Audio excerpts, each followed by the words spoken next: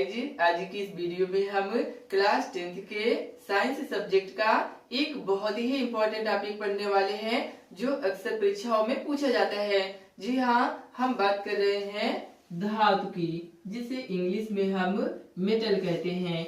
इसके बाद समझते हैं धातु कहते किसे हैं। तो देखिए दोस्तों, वे तत्व जो ऊष्मा तथा विद्युत का चालन करते हैं धातु कहलाते हैं। यहाँ से आपको दो वर्ड पकड़ना है, पहला ऊष्मा, दूसरा विद्युत का चालन।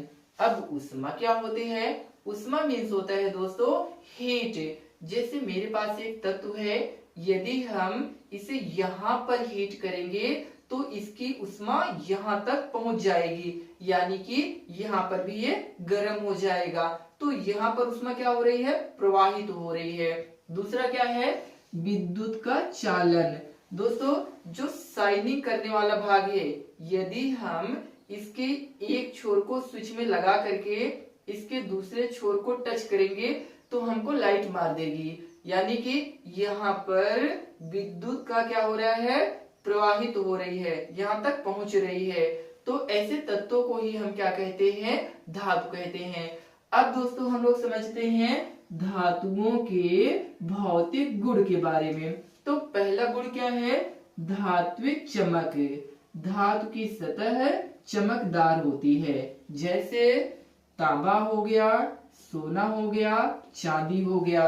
और जो नाइफ का आप शाइनिंग करने वाला भाग आप देख रहे हैं, तो यह भी चमक रही है। और मेरे पास यहाँ पर आप देख सकते हैं चांदी का एक पायल है, तो इसमें एक चमक आ रही है ना। तो दोस्तों, जो औरतें होती हैं उन्हें जो है सोना और चांदी का गहना बहुत प्रिय होता है। बड़े प्यार से बोलेंगी, ए जी पायल बनवा दीजिए ना। तो देखिए, ए जी चांदी का संकेत होता है। तो ये भी ट्रिक है, याद कर लेना आप। अब दूसरा गुणधर्म समझते हैं, आघात वर्धनीयता। जो धातुएं होती हैं दोस्तों, इन्हें पीट कर पतली चादर के रूप में परिवर्तित किया जा सकता है, जैसे लोहे की चादरें। आप दोस्तों लोहे के जो पतरे होते हैं जिनसे घर के ऊपर डाला जाता है, तो वहां पर क्या होता है? धातुओं को आघात मार करके उसे चपटा कर लिया जाता है। तो दूसरा क्या है? भौतिक गुण है। अब तीसरा समझते हैं कठोरता, यानी कठोरता के आधार पर अधिकांश धातुएं कठोर ही होती हैं प्रायः, जैसे एल्युमिनियम हो गया, तांबा हो गया, लोहा हो गया, इस तरीके से। लेकिन यहाँ पर दोस्तों दो अपवाद है, सोडियम और पोटेशियम। ये ऐसी दो धातुएं हैं जो बहुत ही मुलायम होती हैं। आप इन्हें चाकू से भी काट सकते हैं, इसे भी याद रखे रहिएगा।